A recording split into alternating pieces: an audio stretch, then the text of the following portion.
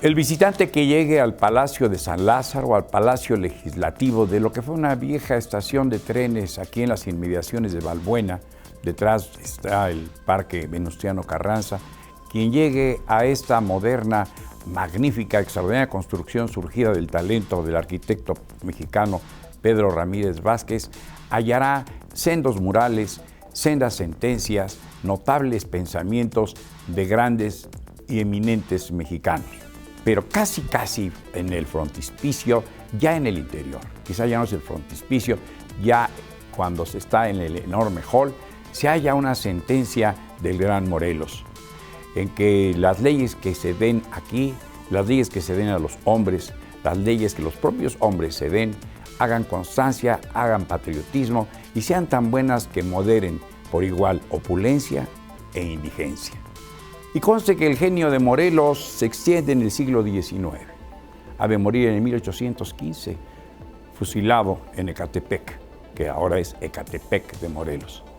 Ya preveía ese hombre que en sus pensamientos para la nación, sus sentimientos para la nación, él que se denominó a sí mismo siervo de la nación, que era necesario moderar las ambiciones, moderar las aspiraciones, moderar el ansia de enriquecimiento, de posesión, de abarcar, de tener inconmensurables bienes. Por eso produjo esas sentencias y el pensamiento de José María Morelos y Pavón, autor de Los sentimientos de la nación. Eso hace José María Morelos y Pavón y queda plasmado, queda establecido aquí a la entrada del Palacio de San Lázaro, donde hoy, a esta fecha, en estos días, en esa 63ª legislatura que se halla casi a la mitad de su existencia, cada una es de 3, como bien sabemos, bien, están discutiendo sobre corrupción, sobre transparencia, sobre cómo mostrar a los ojos de la ciudadanía y a los ojos del mundo que procede aquí y las instituciones mexicanas, las entidades, los mexicanos somos un pueblo, conformamos una colectividad de seres honrados. No solamente el ciudadano común y corriente, sino más obligado todavía el funcionario público, el hombre o la mujer, el ciudadano, el ser humano que recibe dineros públicos, dineros del erario, destinados a este o a aquel fin. Por igual como cuotas sindicales, por igual como presupuestos para ejercerlos en una Secretaría de Estado, lo mismo que para los destinados a la educación, a la vivienda, al bienestar colectivo. Todo aquel que recibe dineros públicos está obligado a rendir cuentas, a ser transparente. Y aquí, este es el punto exacto, la transparencia. Y llevada la transparencia a la conducta de los hombres es esto, rendir buenas cuentas, entregar cuentas claras. No queda solamente en torno a fondos y a dineros y ediciones del Banco de México, como decía Salvador Novo, sino también a información. Usted quiere saber algo acerca de el rumbo de una obra, su presupuesto, los ritmos y tiempos, sus proveedores, sus costos, sus estimaciones, su personal contratado, ya sean peones del andamio, si todavía los hay así, o aquellos que contratan las grandes ollas que mezclan la grava y producen el concreto. Ha de dar cuenta perfecta. Y va en todas las esferas de la vida nacional, excepto en los casos en que la seguridad nacional esté en riesgo, y debe ser conservado justamente encapsulado porque no debe divulgarse, porque pone en riesgo eso, la seguridad nacional. Hay campos y habrá campos vedados por alegarse que es información reservada, confidencial, que no se puede divulgar a tontas y locas. Habrá de ser también eso juzgado por tribunales que dictaminen con gran celo si tiene razón aquel que está negando la información. No hay derecho a negarle a nadie la información que quiera sobre el desempeño de sus gobiernos, ya sean estos, el federal, los estatales, municipales, etcétera, o el de la propia Cámara, porque también los ojos del mundo están puestos en México y los tratados internacionales, esos que ha de celebrar el Senado, la Cámara de Senadores, incluso aquellos que pacta el presidente de la República, han de llegar al Senado para su amplia discusión y para su aprobación. No es cosa de una firma, ni de un acto voluntarioso, ni de la imposición o la determinación de un solo hombre. No, ha de ser juzgada por la Cámara, que ha de sopesar, ha de equilibrar los beneficios, los daños, los alcances, el porqué, la madurez que como país podamos tener para realmente hacer buenos, cumplir semejantes compromisos adquiridos a través de tratados internacionales. En fin, tal es la importancia entonces de la trascendencia de los acuerdos, tal es la importancia de lo que el trabajo legislativo hace aquí en San Lázaro y en la Cámara Alta, ya por el paso de la reforma en el Senado de la República. Tratados que pongan en transparencia la vida nacional, que nos vea el mundo y veamos también al mundo nosotros con los ojos claros, limpios, muy de frente, porque somos un pueblo de honrados, de trabajadores y de transparentes. Soy Miguel Reyes Razo, su servidor. Hasta la próxima.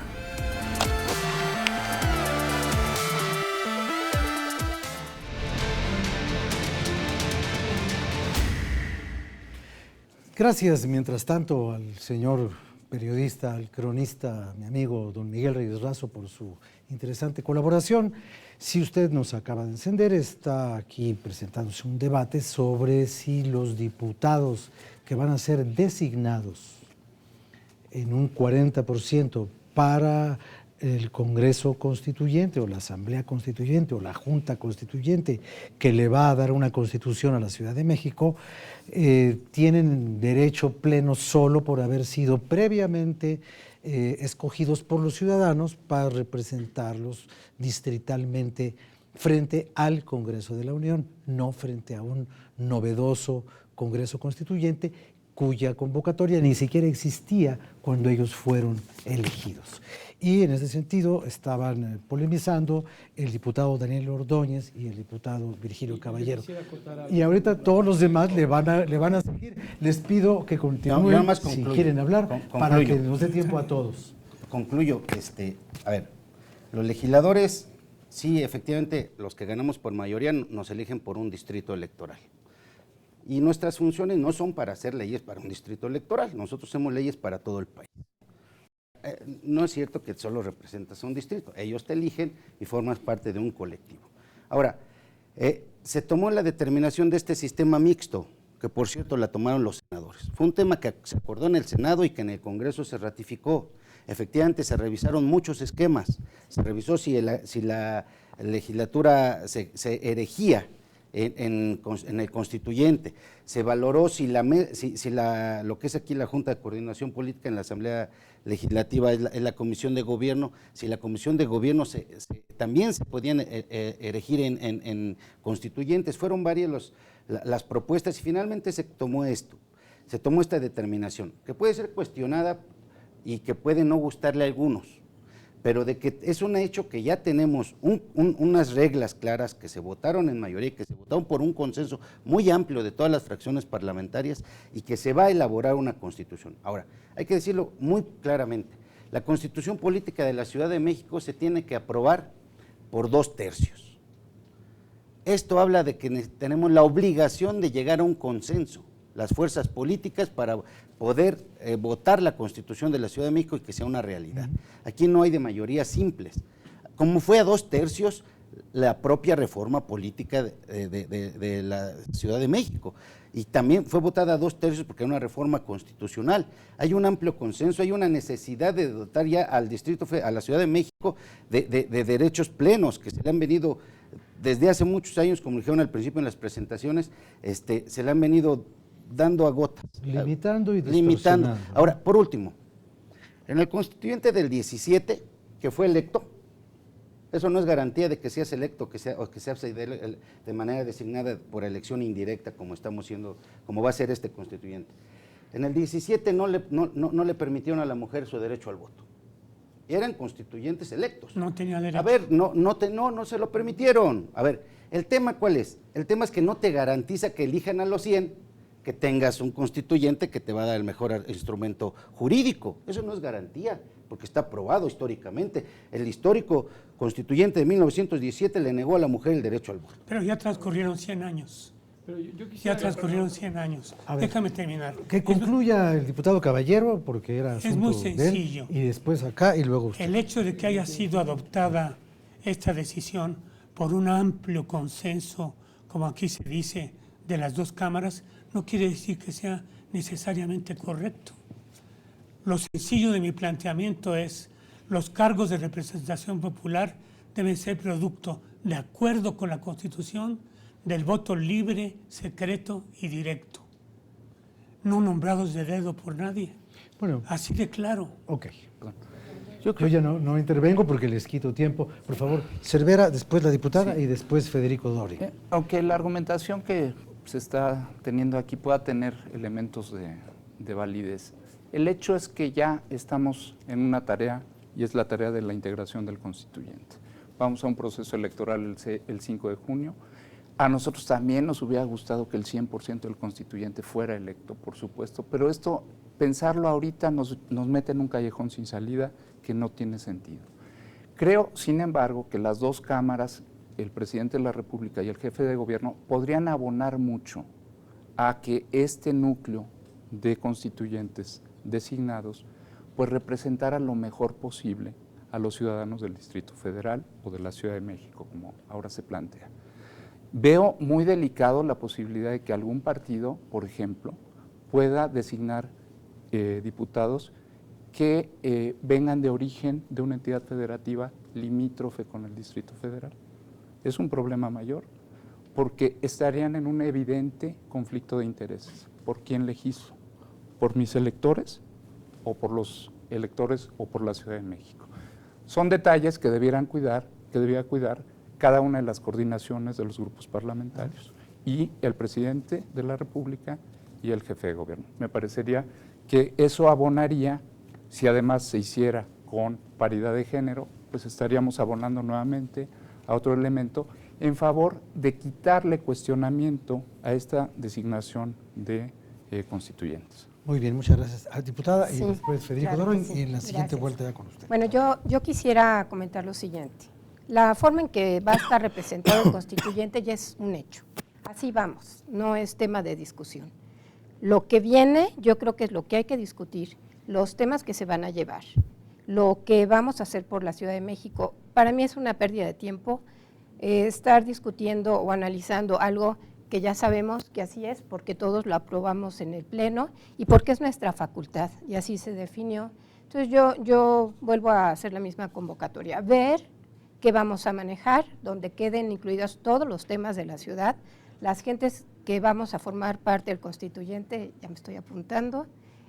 Creo que tenemos la madurez suficiente y la experiencia para poder aportar a este constituyente todos los temas. Entonces, yo voy por la cuestión de que tenemos que trabajar, ya superar algunas cosas que son hechos y vamos para lo siguiente, que es trabajar por nuestra gente. Eso es lo que yo quería comentar. Gracias. Federico Dorin, por favor. Sí, Rafa, a ver, tres acotaciones muy breves. La primera, coincido con el diputado René Cervera, sí tiene que tener el concepto de paridad de género las 14 propuestas que determine el Pleno por una razón fundamental.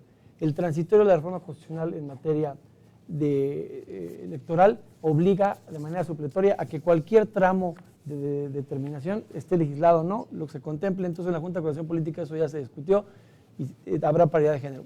Segundo tema, me parece que también hay que respaldar y coincidir con lo que ha dicho Movimiento Ciudadano. En el caso de Acción Nacional, puedo decir públicamente, las 3 personas que representen a través de la elección del Pleno a constituyentes en este proceso, seremos habitantes de la Ciudad de México, los 3 tenemos carrera y trayectoria en la Ciudad de México, no vamos a proponer a nadie que no sea orgullosamente chilango, como dijimos tú al inicio.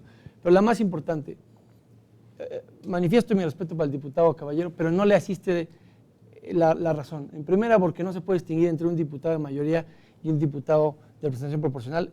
Ese argumento de ellos es como si aquí no fuéramos iguales los diputados, pero el argumento más importante es el histórico.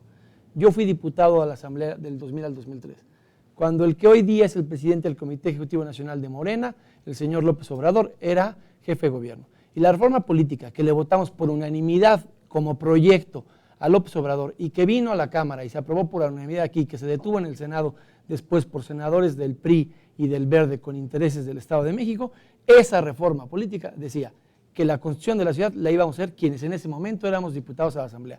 El argumento que él sostiene, yo lo respeto, no lo comparto, pero no es el que como jefe de gobierno propuso a la ciudad y al Congreso de la Unión el señor López Obrador cuando era jefe de gobierno de la ciudad. Entonces, pues me parece que hay una discrepancia al interior de Morena entre lo que señala el diputado Caballero y lo que hizo históricamente, y es lo que en ese caso se le tiene que llamar a cuentas a quien hoy día es el presidente del Comité Ejecutivo Nacional de ese partido. Bueno, creo que ya el asunto de la conformación del grupo constituyente ha quedado, pues, como dice la diputada, superado. Ya es un hecho consumado y no tiene demasiado caso discutir sobre los hechos consumados, sino más bien tratar de aportar las ideas sin las cuales esta Constitución no tendría sentido. Yo confieso que después de más de 60 años de vivir en la Ciudad de México y después de haber leído creo que 2 libros sobre la historia y evolución de la Ciudad de México, bueno, 1 libro y medio porque otro no lo terminé, creo que tengo el derecho de hacerme la pregunta de que ¿para qué hicimos todo esto? ¿Para qué lo estamos haciendo? Y cómo lo estamos haciendo, y si lo que estamos haciendo vale solamente porque lo estamos haciendo, o lo estamos haciendo de veras con una finalidad incluyente, o es una escapatoria política para aprovechar una coyuntura temporal y darle a la Ciudad de México una continuidad, una progresión en sus transformaciones desde que se dio el voto directo para una jefatura administrativa y después una jefatura política, o simplemente estamos haciendo política, nada más política para los políticos. Esa es una pregunta que yo como habitante de la ciudad no me puedo responder porque soy uno entre muchos millones de gente que conformamos esto que se llama la ciudadanía y en otros casos el rebaño. Vamos a hacer una pausa y después continuamos con el diputado.